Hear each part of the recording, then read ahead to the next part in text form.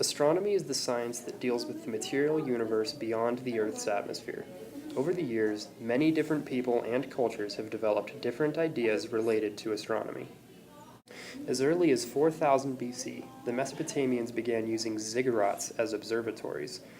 These primitive observatories had terraces to represent the heavenly bodies: Sun, Moon, Mercury, Venus, Mars, Jupiter, and Saturn. Circa 3000 BC, the Egyptians developed practical calendars aligned by the stars.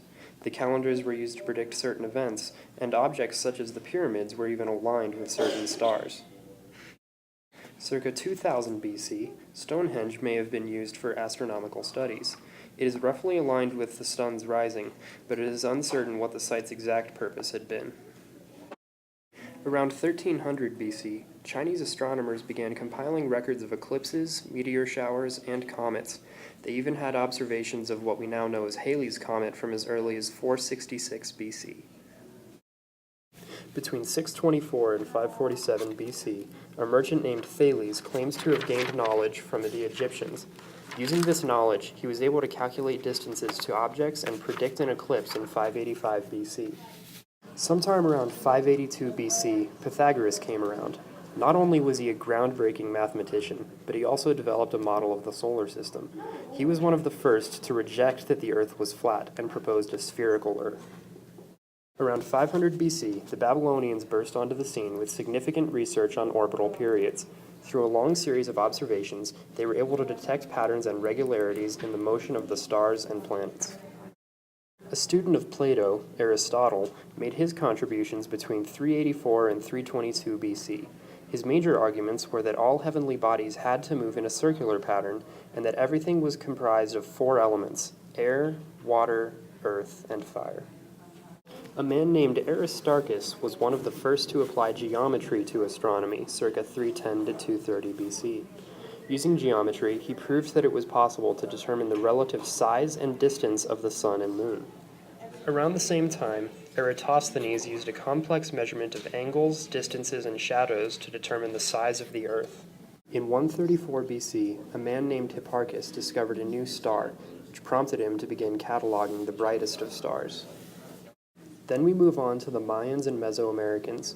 They concerned themselves primarily with Venus, as it had great religious value to them. They looked at its rising and setting and aligned buildings accordingly. Around 127 to 151 AD, Ptolemy made great contributions in the field of astronomy. Not only did he create an excellent model of the solar system, but he also defined terrestrial latitude and longitude.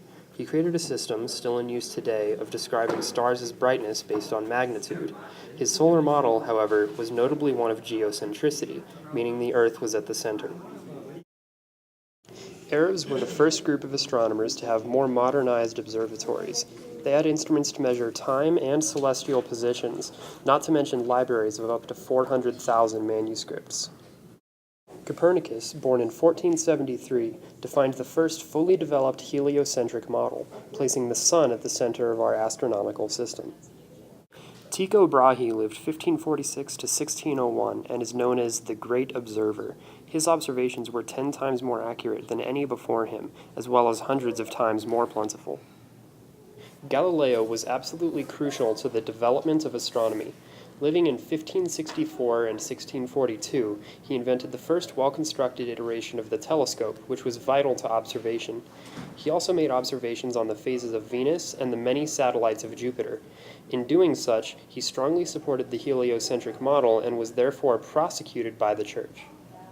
Johannes Kepler, after inheriting the research of Tycho Brahe, set out to find a model concurrent with his observations.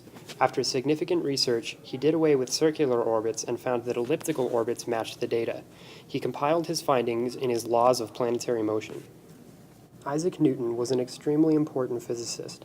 Not only did he define the three laws of motion, one of which explains why planets and moons can orbit in space, but he also defined what we now know as gravity. These laws took astronomical observations and formulated them into mathematical proofs.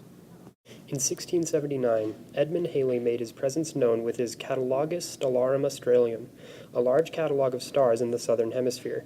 Around 1705, the research he did with comets got a comet eventually named after him. Perhaps one of the most influential scientific minds in history was Albert Einstein. In the 5th year of the 20th century, he introduced the special theory of relativity and the famous E equals mc squared. In the same year, he theorized about quanta, known today as photons. Between 1907 and 1915, he worked on a theory of general relativity, as his special relativity model was not well enough defined. Then in 1913 comes Niels Bohr, best known for his atomic model. Along with his atomic model came significant research and several developments in quantum theory.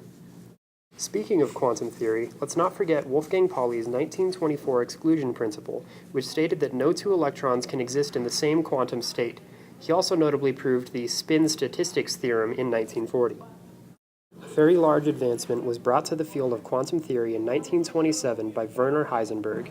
He gave us the uncertainty principle, proving that our measurements of quantum particles can never be exactly precise. In 1929, Edwin Hubble defined his law relating to the fact that the universe had to be physically expanding over time. Around the same time, he created the Hubble sequence, an organizational system for other galaxies. George Lemaitre, who originally proposed the idea of universal expansion, gave birth to a theory still strongly supported today, what is now called the Big Bang theory. Robert Oppenheimer, in 1931, discovered cosmic rays and quantum tunneling. Then 8 years later, he predicted the existence of black holes, as well as doing neutron star research and defining the TOV limit. Then in 1946, Fred Hoyle discovered stellar nucleosynthesis, one of the major principles behind elemental fusion in the cores of stars.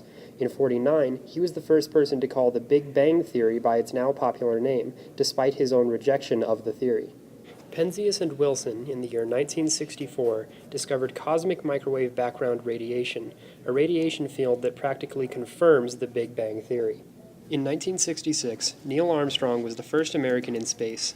3 years later, he, along with Buzz Aldrin, returned to space to be the first humans ever to land on the moon in the Apollo 11 mission. Every day, more astronomical breakthroughs occur, but the people described here have paved that road and earned themselves a spot in scientific history.